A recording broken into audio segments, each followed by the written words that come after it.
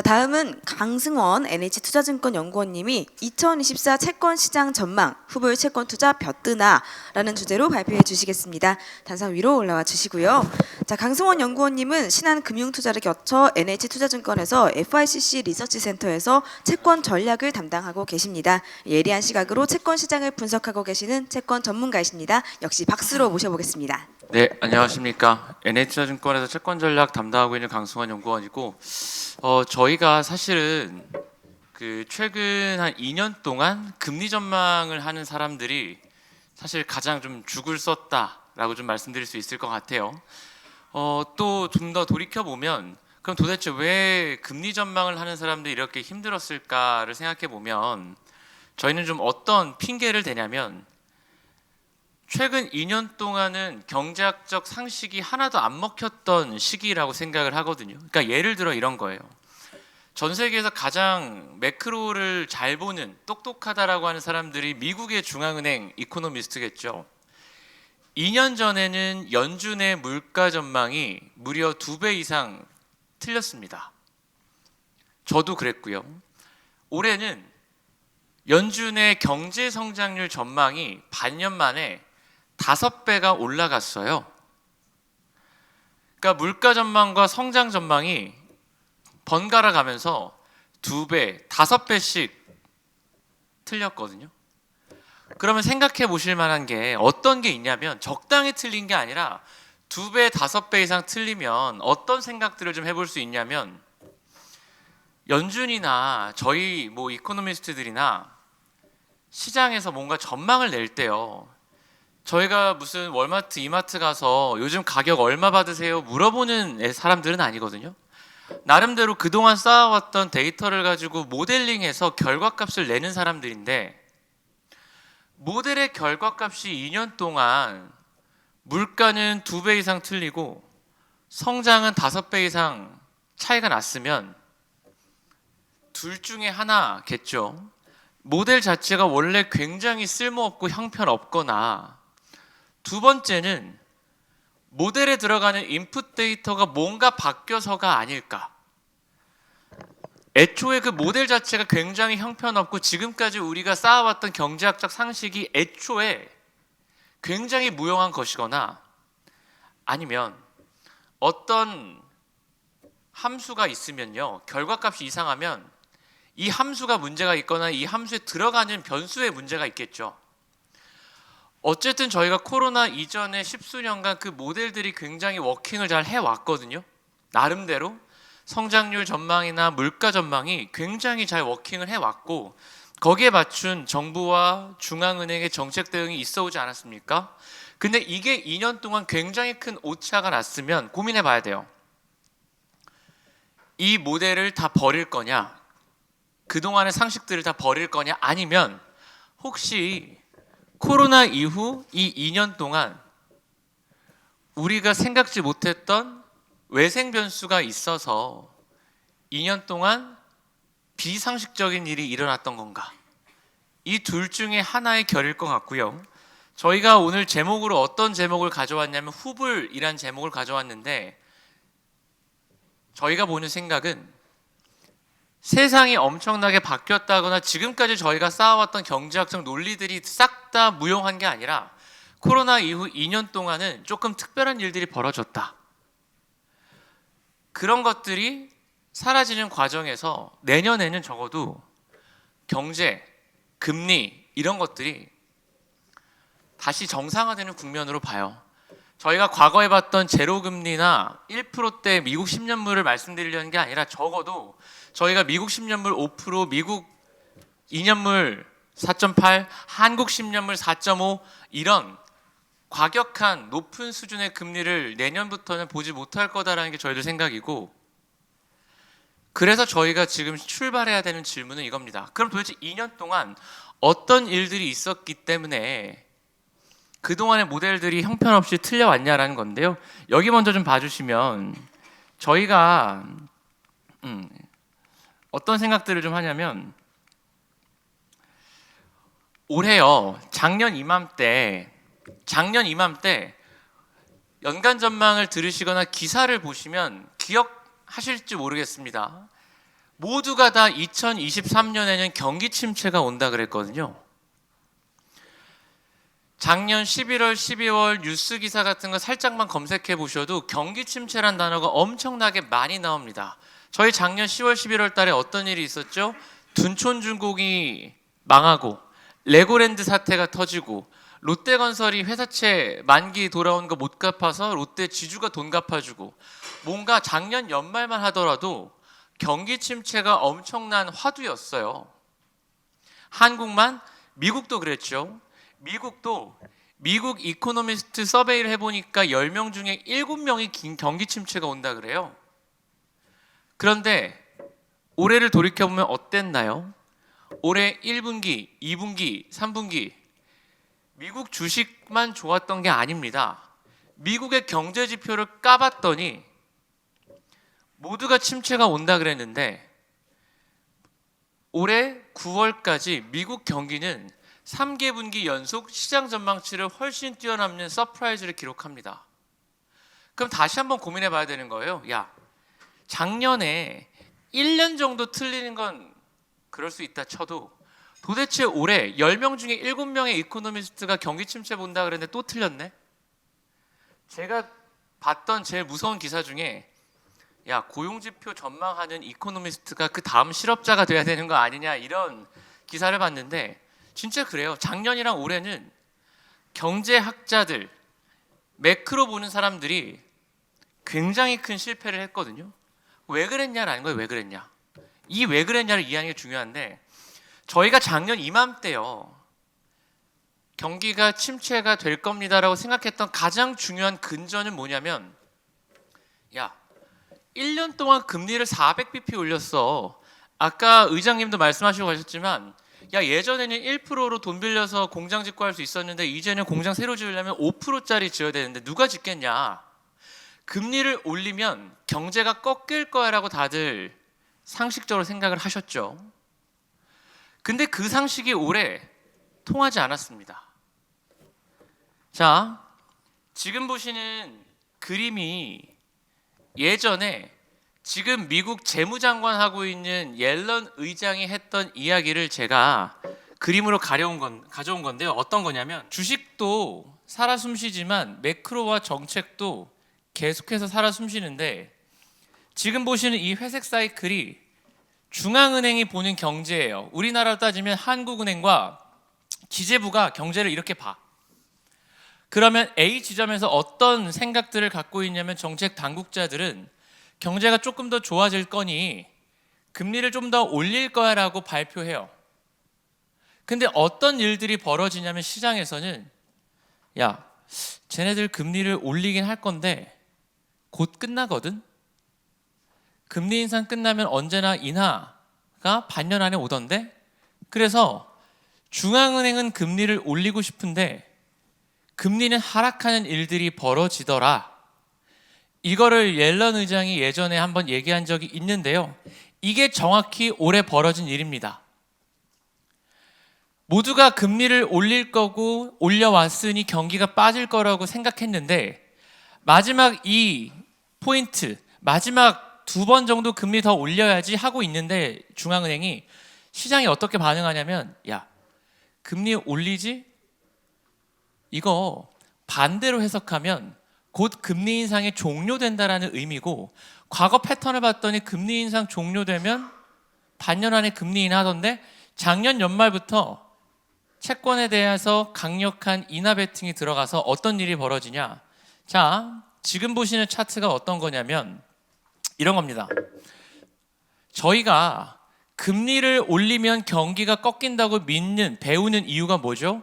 왜 경제학 원론이나 화폐금융론 같은 데서 금리가 올라가면 왜 경제가 꺾인다고 가르치냐면 한국은행 총재가 금리 올린다고 삼성전자가 공장 문 닫나요? 전혀 관련 없습니다.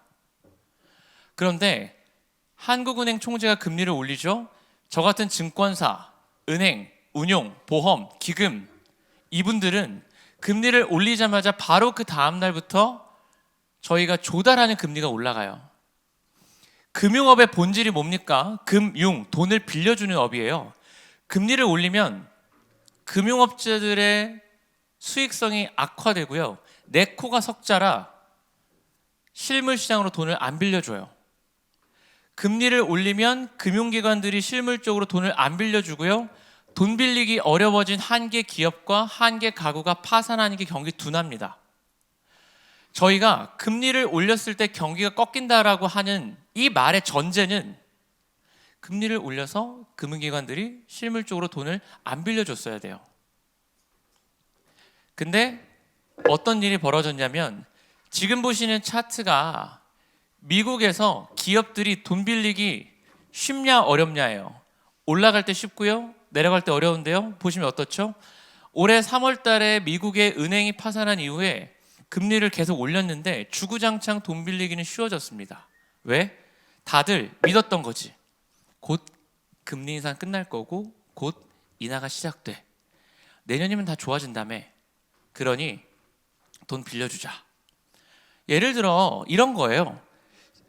올해 미국에서 가장 핫했던 산업 자체가 사모대출, 프라이빗 뎁이라고 하는데요. 쉽게 명동 사채 시장 생각하시면 돼요.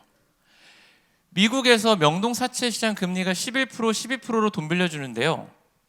미국 정크 기업들, 쓰레기 같은 기업, 정크본드 기업들이 9에서 10% 이자 나오면 망한다 그래요. 근데 올해 11%, 12%짜리 돈 빌리는 기업들이 엄청나게 많더라예요. 왜? 걔네들은 어떤 생각하냐면 내년이면 금리 인하해준다며. 1년 정도 명동 사채 시장 가서 돈 빌리는 게 그렇게 어렵지 않아. 돈 땡겨 씁니다. 그러니까 무슨 얘기냐면 금리를 올리면 돈 빌리기 어려워질 줄 알았는데 금리를 올렸는데 올해 내내 돈 빌리기 쉬워졌습니다. 금리를 아무리 올려도 경제가 왜 안 꺾여라는 질문의 전제는 금리를 올린 효과가 실물 시장으로 전달됐어야 되는 거 아니에요? 전달된 적이 없다니까요. 10월부터 이제서야 긴축되기 시작했습니다. 10월 들어서 실업률이 올라오고요. 중앙은행이 굳이 소프트 랜딩을 우리가 의도하지 않겠다라고 하고 나서부터 그때부터 돈 빌려주기를 꺼려하기 시작했어요. 저희는 금리를 올린 효과를 이제 2달 정도밖에 안 보고 있습니다. 올해 경기가 아무리 금리를 올려도 좋았으니 내년도 좋을 거야라고 생각지 않아요. 분명히 올해보다 내년 경기는 생각보다 안 좋을 거로 봅니다. 왜? 다시 말씀드리지만 올해 아무도 금리를 올린 것에 대해서 비용을 지불한 적이 없어요. 아무리 금리를 올려도 돈 빌리기는 더 쉬워졌으니 금리 인상의 효과를 아무도 지불하지 않았습니다. 이제부터 지불해야 돼요. 그리고 더 중요한 게 여기 포인트인데 공짜 돈. 저희가 알고 있는 첫 번째 경제학적 상식, 금리를 올리면 돈 빌리기 어렵다라는 게 올해 안 먹혔고요. 두 번째 경제학적 상식이 뭐죠? 경제가 좋을 때 정부가 돈을 많이 쓰고요. 죄송합니다. 경제가 좋을 때 돈을 덜 쓰고 정부가 안 좋을 때 많이 써야 되잖아요. 그게 거시경제학의 제1원칙이죠. 정부의 역할은 안 좋을 때 돈을 풉니다. 그래서 미국의 실업률이랑 재정적자를 거꾸로 그려봤더니 실업률 올라갈 때 돈 쓰고요. 실업률 내려갈 때 돈 덜 써요. 근데 올해를 보시면 실업률은 역사상 최저였는데 재정적자가 올해 늘어난 속도는 코로나 때 빼고는 가장 컸어요. 그러니까 어떤 거냐면 작년 이맘때 생각해 보세요. 모두가 다 경기 침체 맞고요. 금리를 이만큼 올렸고 분명 바이든은 작년 이맘때 나 내년에 돈 안 쓸 거야 라고 했어요. 그러면 금리를 이만큼 올린 데다가 정부가 공짜 돈을 지급하지 않으면 기업들은 금리가 올라갔으니까 투자 안 하고 고용 안 할 거고 공짜 돈 없으니까 소비가 떨어질 거야. 근데 1분기, 2분기, 3분기 GDP가 서프 난 거면 세상이 달라져서 원래 미국은 5% 기준금리가 당연해서 그렇게 해석하는 것보단 뭔가 올해 물밑에서 공짜 돈이 또 풀렸구나라고 해석하는 게 저는 맞다고 봐요. 그래서 말씀드린 게 두 가지 비정상적인 일이 벌어졌다. 첫 번째가 금리를 올렸는데 돈 빌리긴 쉬워졌고요. 올해 적어도 실업률은 사상 최저였는데 정부가 코로나 때 빼고는 가장 빨리 돈을 풀었다는 이야기는 뭐냐면 걸프전 때건 뭐건 전쟁할 때보다 돈을 더 많이 풀었다는 이야기예요.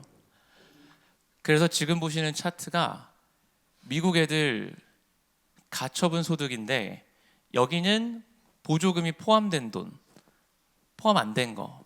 올해 1월 달에 갑자기 보조금이 급등하죠. 그래서 저희가 어떤 말씀을 드리냐면 내년을 바라보는 저희의 키 컨셉은 이렇습니다.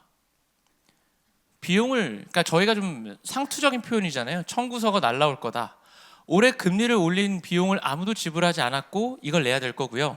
올해 공짜로 받은 돈도 내년 1분기면 사라집니다. 그래서 올해보다 내년에 아까 의장님도 말씀하셨지만 미국의 소비 사이클은 올해보다 내년 꽤 거칠게 둔화될 거다라는 게 저희들 생각이고요. 그래서 저희는 내년에 이제 금리 인하를 6월부터 한다고 보는데 여기서 아마 다른 자산군 분들한테도 의미가 있을 만한 차트가 나오는데 그럼 어떤 질문이 바로 오냐면 야 혹시 연준이 금리 인하를 하면 다시 물가가 올라가서 내년 연말에 또 금리를 올려야 돼서 다른 자산군들이 또 힘들어지는 거 아니냐? 조삼모사 아니야? 그런데요. 금리를 인하한다고 보면 물가가 올라갈 거야라는 질문에 동의하기 어려운 게 그러면 금리를 인하해서 물가 올라올 것 같았으면 저희 도대체 금융위기 이후에 왜 그렇게 저물가 노래를 부른 거예요? 저희 금융위기 이후에 미국 제로금리 8년 했었거든요. 코로나 이후에 1.5년밖에 안 해요. 자산이 더 많이 풀렸다고요? 연준 자산 금융위기 전후에 4배 올라갑니다. 코로나 전후에 2배밖에 안 올라요. 돈이 많이 풀려서가 아니에요. 지금 보시는 차트가 뭐냐면 인플레이션은 언제나 화폐적 현상이라며 근데 핵심은 뭐냐면요. 풀린 돈이 실물 시장으로 저희가 소비하는 술 먹고 짐 가고 여행 다니고 실물 시장으로 풀리냐 자산 시장으로 풀리냐에 따라서 엄청 다르다니까요. 금융위기 이후에 돈이 실물 시장으로 안 풀려요. 그러니 물가가 안 올라가고 옆으로 깁니다. 무슨 얘기냐면 금융위기 이후에 인플레이션이 없었다? 동의하기 어려워요. 왜? 금융위기 이후에 물가 상승률은 저희가 소비하는 거는 2%가 안 됐는데 생각해 보세요. 압구정 아파트, 현대 아파트, 음마 아파트, 저기 마포역에 있는 삼성 아파트 금융위기 이후에 다 4-5배씩 오르지 않았어요? 자산 인플레가 있었을 뿐입니다. 왜 이번에 실물 인플레가 벌어지냐면 보조금이란 형태로 직접 실물 시장에 돈이 뿌려진 거잖아요. 저희는 내년에 금리 인하를 보는 것이지 보조금의 추가를 보는 것이 아니기 때문에 내년 6월부터 인하할 거고요. 내년 연말까지 물가는 천천히 하락할 거라고 봐요. 그래서 채권 투자는 내년에 나쁘지 않다. 금리 인하를 한다고 다시 물가가 올라오는 건 아닐 거고 미국에 대해서는 단기 채권이 금리 인하할 때 항상 아웃퍼폼을 하기 때문에 단기 채권 투자를 말씀드리고 한국은 되게 저희는 컨빅션이 있는 게 뭐냐면 저는 채권 애널리스트지만 어떤 생각을 하냐면 이게 제조업 수출 국가는 어쩔 수 없는 한계가 있어요. 뭐냐면 자 저도 이제 코로나건 뭐건 곰곰이 생각해 보시면 되게 신기한 게요. 글로벌 금리의 하단이 언제나 독일, 일본 선진국 기준으로 독일이랑 일본 같은 나라가 글로벌 금리의 하단이에요. 대만도 의외로 선진국 아닌 애들 중에서는 대표적인 저금리 국가거든요. 생각해 보세요. 왜 그럴까? 왜 제조업 수출 국가들은 금리가 낮을 수밖에 없냐면 이런 거예요. 자, 여러분들 저기 여의도에 그 콩국수로 유명한 진주집 아시죠? 거기가 정확하게 한국 같은 제조업 수출 국가의 성장 양태를 보여줍니다. 수출 국가는 뭐예요? 물건 팔아서 돈 벌어와서 공장 짓고요. 공장에 국민들 취직시켜서 생산성 높이고요. 결혼하고 애 낳고 그런 식으로 산업이 발전해 가요. 물건 팔아서 번 돈으로 그 나라에 투자해서 그 나라 국민들의 생산성이 올라가면서 다른 산업으로 전환해 나갑니다. 근데 독일과 일본이 겪었던 일은 뭐냐면 살다 보니 선진국이 되면 땅값도 올라가고 임금도 올라가요. 그래서 물건 팔아서 번 돈으로 그 나라에 투자를 못 해요. 저희 코로나 전에도 투자 공동화 이런 이야기 많이 들어보셨죠? 더 이상 한국에다가 공장 짓고 하면 마진이 안 나와서 중국에다 짓다가 심지어 저희 코로나 전에도 중국도 비싸다고 베트남으로 옮겨가고 있지 않았어요? 베트남, 인도네시아. 원래 코로나가 없었어도 한국, 일본, 독일, 대만 같은 제조업 수출 국가는 투자가 빼앗겨서 어떤 일이 벌어지냐면 그 나라의 잠재 성장률이라는 게 있습니다. 그 나라가 인구든 풀카파 돌려서 얻어낼 수 있는 성장률이라는 게 있는데 요거 딱 두 가지만 봐요. 인구, 투자. 한국은 투자가 바깥으로 가는 것이 필연적인 귀결이기 때문에 한국 같은 나라는 저금리로 갈 수밖에 없는데 코로나 때 어떤 일이 벌어졌죠? 미국이랑 중국이랑 전쟁하면서 반도체 전쟁을 했고 코로나 같은 거 터지니까 어때요? 야, 이거 밸류체인을 공장을 다른 나라에 있으니까 관리가 안 돼. 반도체랑 갖고 중국이랑 제일 많이 싸우는 거 아니에요, 미국이? 근데 반도체 생산 누가 제일 많이 해? TSMC, 전자닉스. TSMC 대만에 있는데 중국이 맨날 대만 지들 거래. 한국 우방국가긴 한데 중국이랑 훨씬 더 가깝지 않아요? 그리고 이미 뭐 군인 출신 남자분들은 아시겠지만 이미 아시아에서 미국의 최전선이 한반도 38선이 아니에요. 이미 한국에서 한반도에서 미국 전투부대가 가장 앞에 있는 게 저기 오산에 있는 에어베이스 말고는 없어요. 육군 다 철수했습니다. 앞에 있는 건 다 미군들. 무슨 얘기냐면 이번 코로나를 계기로 미국은 공장을 칩4나 IRA 같은 거 통해서 미국으로 다 빼앗아 오고 있지 않아요? 지금 보시는 차트가 뭐냐면 미국한테 가장 많은 일자리를 제공한 국가 탑4예요. 한국이 3등처럼 보이시지만 인구 보실까요? 일본, 중국, 독일이 우리나라보다 인구가 훨씬 많죠.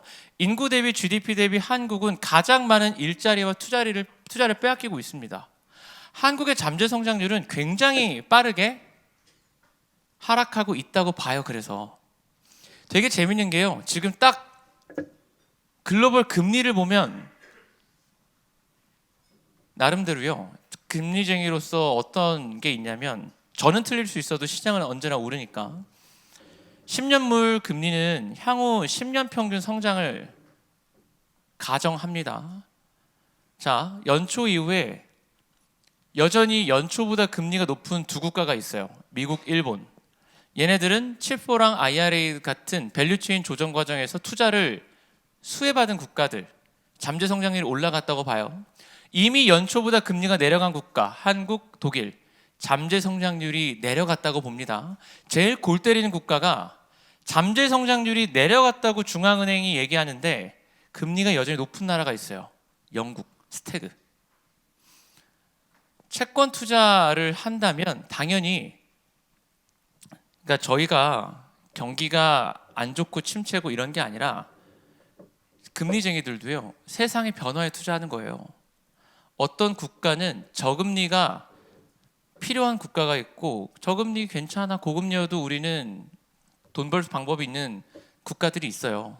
그러면 채권 투자자 입장에서는 제일 어떤 고민을 하셔야 되냐면 아까 형세가 중요하다고 하셨죠.